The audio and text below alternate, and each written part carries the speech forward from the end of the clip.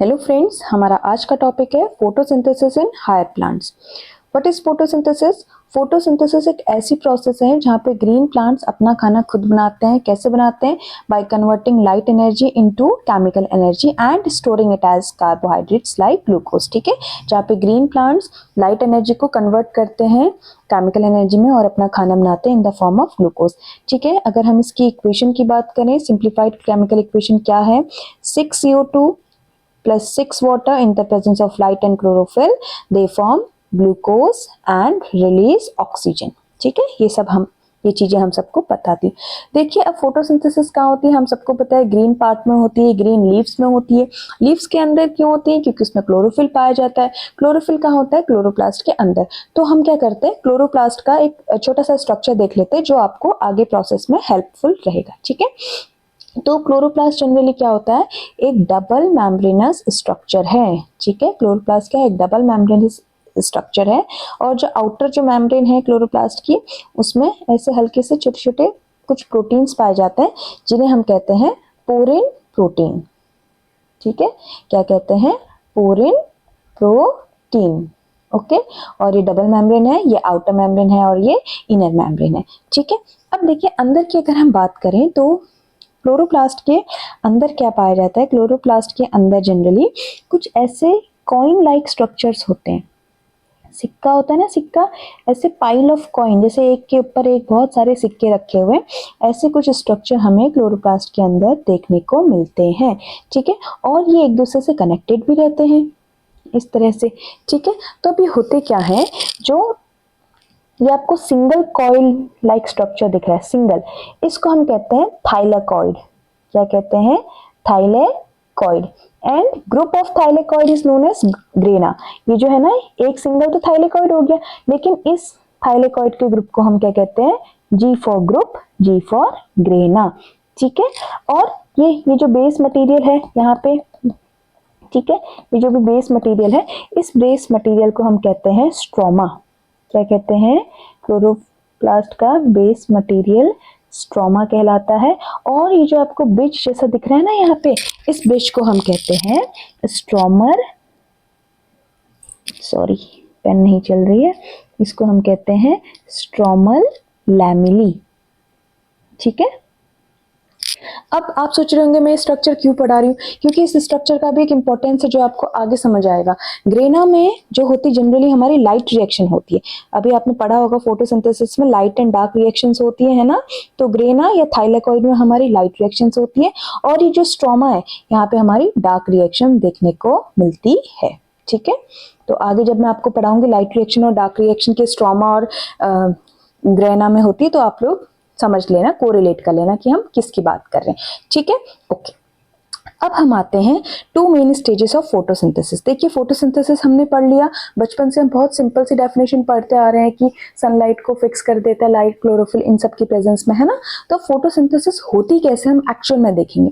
Photosynthesis में देखें तो इसमें हमारे दो स्टेजेस पाई जाती है। ठीक है, फोटोसिंथेसिस को हम दो लिंक्ड स्टेजेस में डिवाइड कर सकते हैं। एक है लाइट रिएक्शन या लाइट डिपेंडेंट, मतलब कि लाइट सनलाइट पे डिपेंड है, और दूसरी क्या है? डार्क रिएक्शन, यानी कि लाइट इंडिपेंडेंट रिएक्शन, जिसे लाइट की जरूरत नहीं है और जिसे हम कैल्विन साइकिल के नाम से भी जानते हैं, जो हम करेंगे। ठीक है, तो आइए देखते हैं। पहला है हमारा लाइट रिएक्शन। ठीक है, लाइट रिएक्शन जनरली हमारी कहाँ पाई जाती है? लाइट रिएक्शंस हमारी होती है, इंपॉर्टेंट क्वेश्चन है, thylakoid membranes of the chloroplast. ये 1 मार्क का क्वेश्चन तो कई बार यहाँ से बन जाता है कि लाइट रिएक्शन प्लांट के किस पार्ट में होती है या डार्क रिएक्शन कौन से पार्ट में होती है। ठीक है, तो हमें ये ध्यान देना है कि लाइट रिएक्शन कहाँ पाई जाती है? थाइलेकॉइड मेम्ब्रेन में। मैंने अभी आपको स्ट्रक्चर पढ़ा है ना, तो ये जो थाइलेकॉइड यहाँ पे आपको दिख रहा है, यहाँ पे हमारी लाइट रिएक्शन होती है, या आप ग्रेना भी कह सकते हैं, क्योंकि थाइलेकॉइड के ग्रुप को हम ग्रेना कहते हैं। ठीक है, अब ये डार्क रिएक्शन, जिसे हम कैल्विन साइकिल भी कहते हैं, ये कहाँ होती है? Takes place in the stroma of chloroplast. Chloroplast के स्ट्रोमा में, मैंने अभी आपको बताया था, है ना, ये जो बीच का जो एरिया है उसे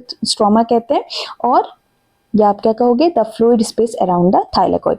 आई होप यहाँ तक आपको समझ में आया होगा कि लाइट रिएक्शन और डार्क रिएक्शन क्या होती है।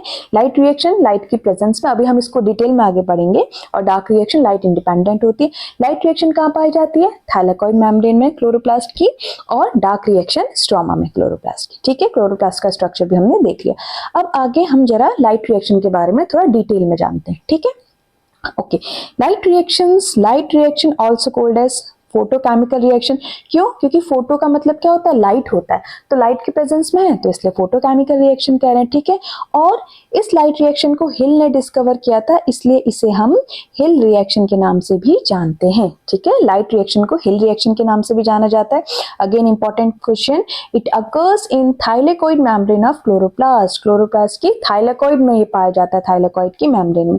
और एक और जो यहाँ पे इंपॉर्टेंट क्वेश्चन हमें देखने को मिल रहा है कि लाइट रिएक्शन में क्या क्या चीजें होती हैं। ये 4 पॉइंट्स बहुत इंपॉर्टेंट है, ये आप समरी समझ लो, ठीक है, कि हम लाइट रिएक्शन की समरी कर रहे हैं। अभी मैं आपको अच्छे से समझाऊंगी।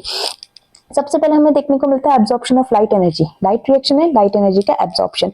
Second, photolysis of water. Photolysis मतलब क्या है, फोटो मतलब लाइट। हमें ना वर्ड को ब्रेक करके पढ़ेंगे तो मीनिंग समझेंगे तो ज्यादा बेटर हो। फोटो मतलब लाइट, ठीक है, और लिसिस मतलब ब्रेक। तो यानी कि लाइट की प्रेजेंस में जो वाटर मॉलिक्यूल जो ब्रेक डाउन हो रहा है उसका मतलब है photolysis of water. Next, release of oxygen as by product. आपको पता होगा कि जो फोटोसिंथेसिस की जो रिएक्शन होती है वहां पे ऑक्सीजन वाटर में से निकलता है, CO2 कार्बन डाइऑक्साइड में से नहीं निकलता। तो यहाँ पे वाटर का ब्रेक डाउन हो रहा है तो जो हमें ऑक्सीजन मिलती है वो रिलीज होगी। Next, very important point, formation of ATP and NADPH। ठीक है, क्या है, formation of ATP and NADPH। ATP और NADPH यहाँ पे बनते हैं, ठीक है। ATP बनने की प्रोसेस हमारी कहलाती है फॉस्फोराइलेशन। फॉस्फोराइलेशन मतलब ATP का बनना। अब फोटोफॉस्फोराइलेशन मतलब कि लाइट के प्रेजेंस में ATP का बनना, ये कहलाता है फोटोफॉस्फोराइलेशन, ठीक है। और यहाँ पे भी हमारा फॉस्फोराइलेशन हो रहा है, ATP और NADPH बन रहा है। अब देखते हैं हम कि कैसे बन रहा है, कैसे इस प्रोसेस की शुरुआत होती है, ठीक है। चलिए, अब एक और चीज है हमारी, देखिए फोटोफॉस्फोराइलेशन भी हमें यहाँ पे 2 तरीके से देखने को मिलता है, ठीक है। लाइट रिएक्शन के अंदर ही फोटोफॉस्फोराइलेशन मतलब कि ATP का बनना 2 तरीके से होता है। एक है नॉन साइक्लिक फोटोफॉस्फोराइलेशन, एक है साइक्लिक। साइक्लिक मतलब ऐसे सर्कुलर फॉर्म में बनना। एक है नॉन साइक्लिक, साइक्लिक फॉर्म में नहीं, ऐसे जेड शेप में बनता है जिसे हम जेड स्कीम के नाम से भी जानते हैं, ठीक है। जो नॉन साइक्लिक फोटोफॉस्फोराइलेशन है, इसमें हमारे 2 फोटो सिस्टम्स इन्वॉल्व होते हैं, photo system 2 and photo system 1, ठीक है। ये जो 2 और 1 नाम दिया गया है ना, ये इनके डिस्कवरी के बेसिस पे दिया गया है, ठीक है। पहले जो था फोटो सिस्टम 1 की डिस्कवरी हुई, बाद में फोटो सिस्टम 2 की डिस्कवरी हुई थी। लेकिन अभी जब हम आप आगे प्रोसेस पढ़ाएंगे तो वहां पे पहले काम फोटो सिस्टम 2 करेगा, ठीक है। तो आप ये कंफ्यूजन मत होना कि फोटो सिस्टम 2 लिखा है और काम पहले ये कर रहा है। बस ये ध्यान देना कि जो इनके 1 और 2 इनके नाम के आगे लगा है, इनके डिस्कवरी के बेसिस पे लगा है। फोटो सिस्टम 1 पहले डिस्कवर हुआ था और 2 बाद में, ठीक है। Again very very important point कि जो नॉन साइक्लिक फोटोफॉस्फोराइलेशन है उसमें ATP, NADPH और O2 तीनों बनते हैं। अब फोटोफॉस्फोराइलेशन है तो ATP तो बनेगा ही बनेगा, क्योंकि नाम ही उसका फोटोफॉस्फोराइलेशन है। ATP के साथ साथ NADPH2, NADPH एंड O2 भी बनता है, ठीक है। साइक्लिक की बात करें तो इसमें केवल एक ही फोटो सिस्टम इन्वॉल्व है, इसलिए ऐसे ऐसे सर्कल में ये चलता रहता है, ठीक है। और जो इलेक्ट्रॉन है वो वापस फोटो सिस्टम 1 के पास आ जाता है, घूम फिर के वापस उसी के पास, ठीक है। ओनली ATP, साइक्लिक में केवल ATP बनेगा। फॉस्फोराइलेशन नाम लिखा है तो ATP तो बनेगा ही, ठीक है। और यहाँ पे NADPH O2 कुछ भी नहीं बनेगा, ठीक है। I hope you get this point. Now come to non cyclic photophosphorylation. 2 topic है ना, पहले हमने क्या देखा, फोटोसिंथेसिस के अंदर लाइट रिएक्शन और डार्क रिएक्शन, ठीक है। फिर हमने देखा लाइट रिएक्शन क्या होती है, और लाइट रिएक्शन के अंदर भी 2 चीजें हैं, non cyclic and cyclic photophosphorylation. अब हमारा जो पहला टॉपिक है वो है नॉन साइक्लिक फोटोफॉस्फोराइलेशन, ठीक है। देखिए अब इसमें होता क्या, पहले ऐसे समझते हैं, फिर मैं आपको डायग्रामेटिकली पूरा एक्सप्लेन करूंगी।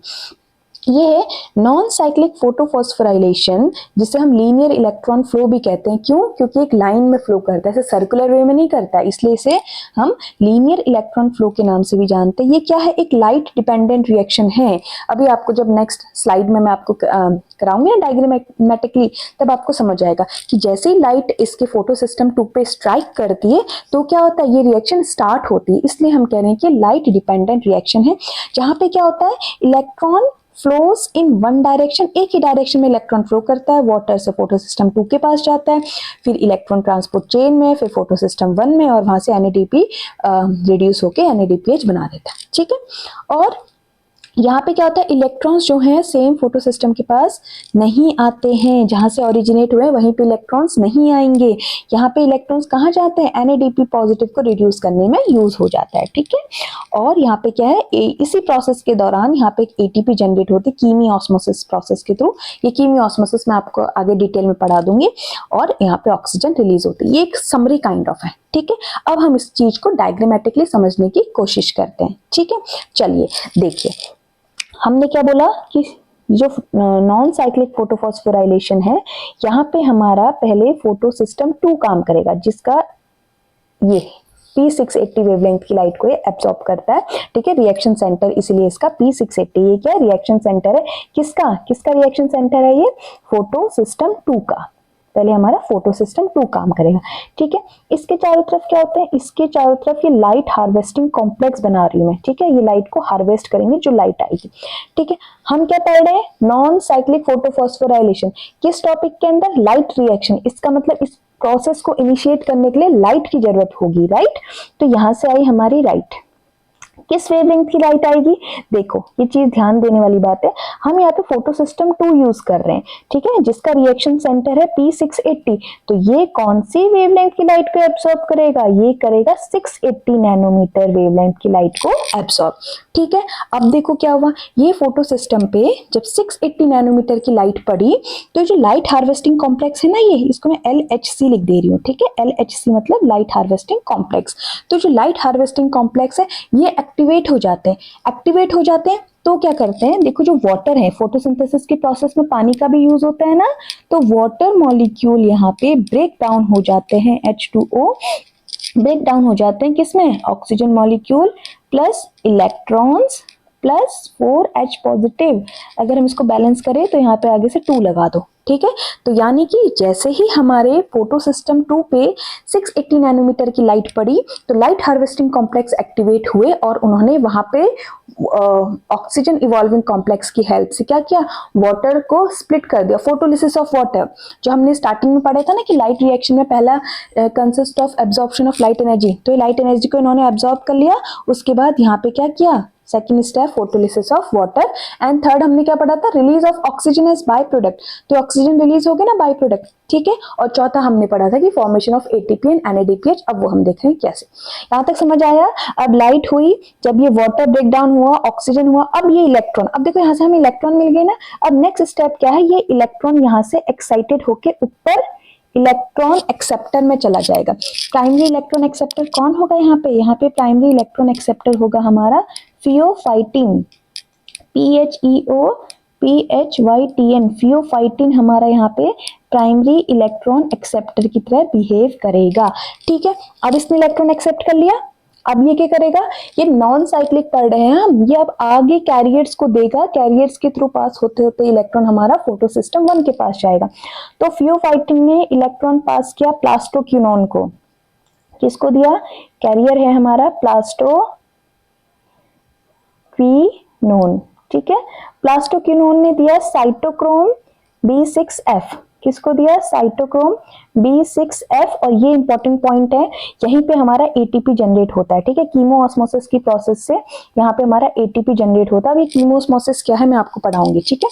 यहाँ पे थोड़ा सा प्रोटोन ग्रेडियंट बन जाता है ना, तो उस प्रोटोन ग्रेडियंट को मेंटेन करने के लिए जब इलेक्ट्रॉन वापस आते हैं स्ट्रोमा में, तब हमारा ATP जनरेट होता है, ठीक है। अब यहाँ से कहाँ जाएगा, साइटोक्रोम B6F से हमारा जाएगा प्लास्टोसाइनिन में, प्लास्टोसाइनिन में गया, और प्लास्टोसाइनिन से फिर हमारा आएगा यहाँ पे फोटो सिस्टम 1, ठीक है। ये फोटो सिस्टम 1 के लाइट हार्वेस्टिंग कॉम्प्लेक्स हो गए, ओके।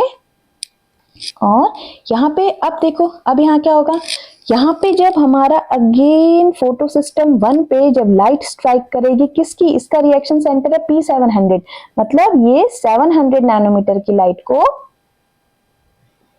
एब्जॉर्ब करेगा। PS2 कम 680 नैनोमीटर की लाइट को एब्जॉर्ब कर रहा था, PS1 700 नैनोमीटर, थोड़ा सा ज्यादा वेवलेंथ की लाइट को एब्जॉर्ब किया। अगेन जब इस पे लाइट पड़ी तो प्लास्टोसाइनिन ने अपना इलेक्ट्रॉन इसको दे दिया, ठीक है।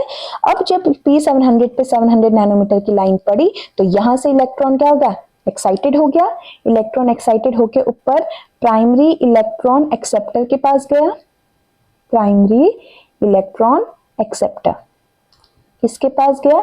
अब इसने क्या किया, इसने भी कैरियर्स के थ्रू अपने इलेक्ट्रॉन्स को पास करवाया और लास्ट में हमारा फेरिडॉक्सिन है, फेरिडॉक्सिन को दिया। ठीक है, इसको दिया, सॉरी फेरिडॉक्सिन, Fd, फेरिडॉक्सिन को दिया।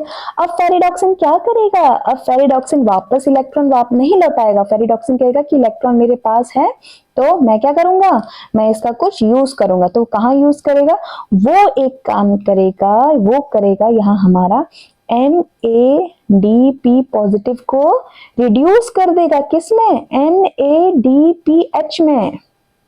तो यहाँ पे हमारा क्या बना, यहाँ पे हमारा बन गया NADPH और यहाँ पे हमारा क्या बना था, ATP। तो इस प्रोसेस में बन गई ना हमारी ATP भी बन गई और NADPH भी बन गया। ठीक है, मैं आपको एक बार फिर से समझा देती हूँ ये चीज। इसमें हुआ क्या था, इसमें हमारा एक फोटो सिस्टम 2 था, जिसमें जब लाइट पड़ी 680 नैनोमीटर की, तो वहां पे जो लाइट हार्वेस्टिंग कॉम्प्लेक्स थे वो एक्साइटेड हो गए, वो एक्टिवेट हो गए, उन्होंने वाटर को ब्रेक डाउन किया। वाटर मॉलिक्यूल की जब ब्रेक डाउन हुई तो हमें मिला इलेक्ट्रॉन। वो इलेक्ट्रॉन एक्साइटेड होकर प्राइमरी इलेक्ट्रॉन एक्सेप्टर फियोफाइटिन के पास गया, उसने कैरियर के थ्रू इलेक्ट्रॉन को P700 में दिया और जब वो दे रहा था तो साइटोक्रोम B6F वो वाले कैरियर के आसपास जब इलेक्ट्रॉन हमारा पहुंचा था तो कीमी ऑस्मोसिस प्रोसेस के थ्रू ATP हमारा जनरेट हुआ था। उसके बाद इलेक्ट्रॉन फोटो सिस्टम 1 के पास गया, वहां से एक्साइटेड होके प्राइमरी इलेक्ट्रॉन एक्सेप्टर के पास गया और लास्ट में फेरिडॉक्सिन के पास जब आया तो फेरिडॉक्सिन ने उसको उसकी हेल्प से NADP पॉजिटिव रिडक्टेज एंजाइम की हेल्प से NADP पॉजिटिव को NADPH में कन्वर्ट कर दिया। ठीक है, ओके। देखिए यही चीज जो मैंने अभी आपको डायग्रामेटिकली समझाई ना, यही मैंने यहाँ पे आपको लिखा है। सबसे पहले इलेक्ट्रॉन्स एक्साइटेड हुआ PS2 में, एक्साइटेड होने के बाद फोटोलिसिस हुई वाटर की, ठीक है, और O2 प्रोड्यूस हुआ, प्रोटॉन आयंस प्रोड्यूस हुए। उसके बाद इलेक्ट्रॉन ट्रांसपोर्ट हुआ, प्रोटॉन पंप हुआ, यही जो मैंने चीज आपको बताई कि इलेक्ट्रॉन पास हुए चेन ऑफ कैरियर से plastoquinone cytochrome B6F complex plastocyanin ऐसे करते हुए हमारा इलेक्ट्रॉन पास हुआ और जब यहाँ पहुंचा हुआ था तो क्या हुआ, वहां पे प्रोटॉन ग्रेडियंट बना, प्रोटॉन का कंसंट्रेशन थाइलेकॉइड ल्यूमेन के अंदर इंक्रीज हुआ और उसके बाद क्या हुआ, प्रोटॉन ग्रेडियंट एस्टैब्लिश हुआ, प्रोटॉन ग्रेडियंट एस्टैब्लिश हुआ जिसकी वजह से हमारा ATP यहाँ पे फॉर्म हो गया कीमी ऑस्मोसिस प्रोसेस के थ्रू।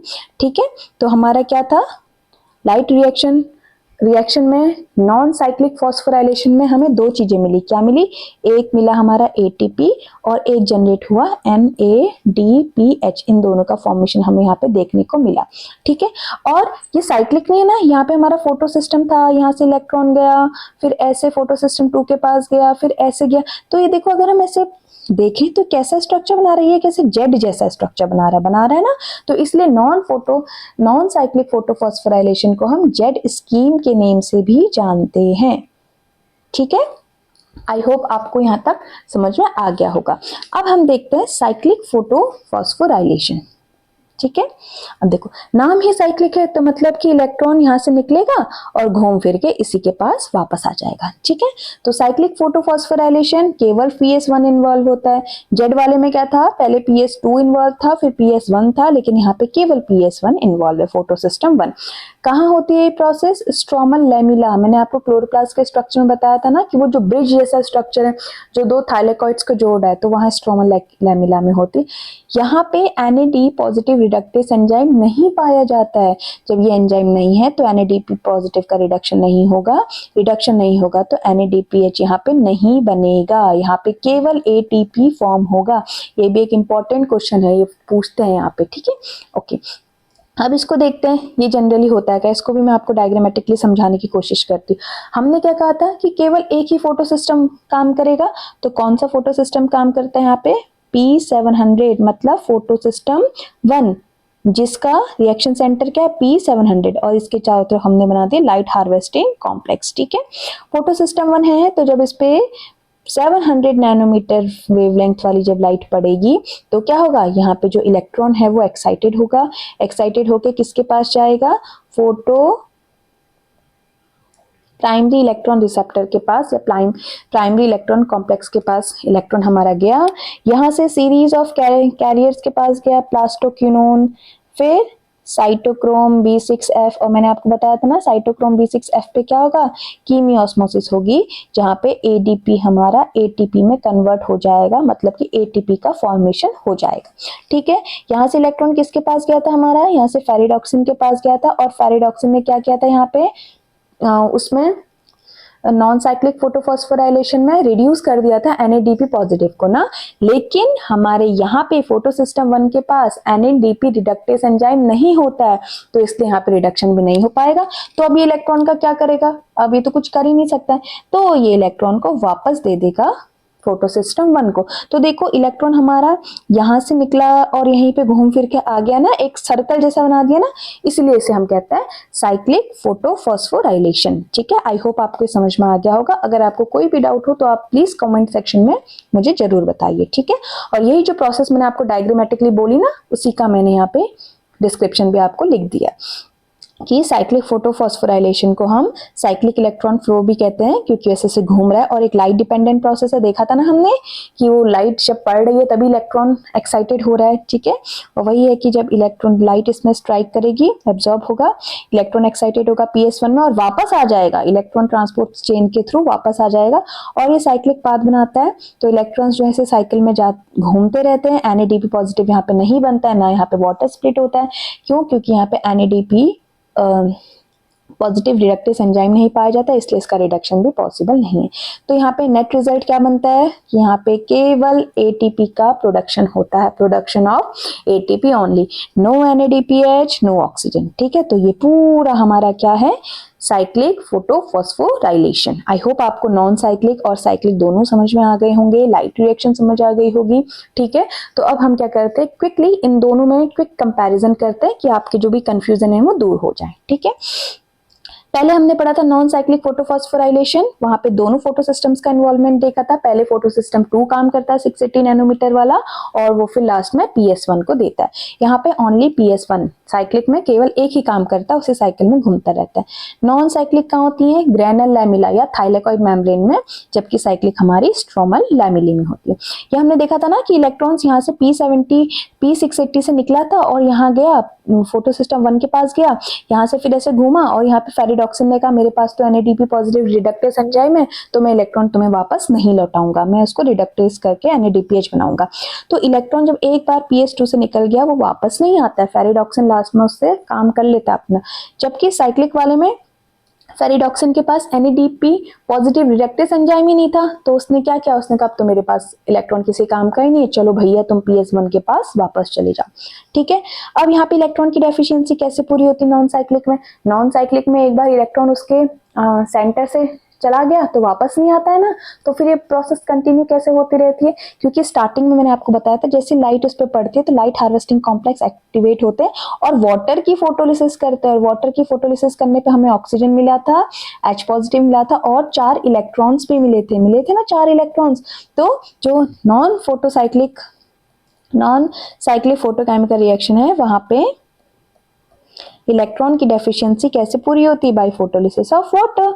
और यहाँ तो इलेक्ट्रॉन डेफिशिएंसी नहीं होती, तो घूम फिर के आ जाता है, तो अपने आप ही पूरी इलेक्ट्रॉन की डेफिशिएंसी कंप्लीट कर लेते हैं। यहाँ फोटोलिसिस ऑफ वाटर होती है और यहाँ पे साइक्लिक वाले में कोई फोटोलिसिस ऑफ वाटर देखने को हमें नहीं मिलती है। ठीक है, नेक्स्ट देखते हैं नॉन फोटोसाइक्लिक में क्या था, जब वाटर का फोटोलिसिस हुआ था तो ऑक्सीजन निकली थी, यहाँ पे वाटर का फोटोलिसिस ही नहीं है तो ऑक्सीजन भी रिलीज नहीं होगी। ठीक है, इंपॉर्टेंट पॉइंट कि नॉन फोटोसाइक्लिक फॉस्फोराइलेशन में ATP और NADPH दोनों बनेंगे। क्यों, क्योंकि इसके पास NADP पॉजिटिव रिडक्टेस एंजाइम है, जबकि साइक्लिक वाले में केवल ATP बनेगा क्योंकि उसके पास एंजाइम नहीं है। नॉन साइक्लिक वाला शॉर्टर और लॉन्गर दोनों वेवलेंथ पे काम करता है, 680 नैनोमीटर फोटो सिस्टम 2 और 700 नैनोमीटर फोटो सिस्टम 1 दोनों लाइट्स पे काम करता है वेवलेंथ की, लेकिन साइक्लिक वाला केवल लॉन्गर वाले में ही करता है, 700 नैनोमीटर PS1। ठीक है, लॉन्गर वेवलेंथ पे ही काम करता है। तो ये था हमारा non cyclic and cyclic phosphorylation, photophosphorylation, मतलब कि आज हमने फोटोसिंथेसिस में लाइट रिएक्शन वाला पार्ट कंप्लीट कर लिया है। ठीक है, अब हम नेक्स्ट टॉपिक में आपको मिलेंगे जहां पे हम डार्क रिएक्शन वाला पार्ट देखेंगे, जिसे हम कैल्विन साइकिल भी कहते हैं, वो भी काफी इंपॉर्टेंट है। ठीक है, तो मिलते हैं नेक्स्ट वीडियो में। Thank you.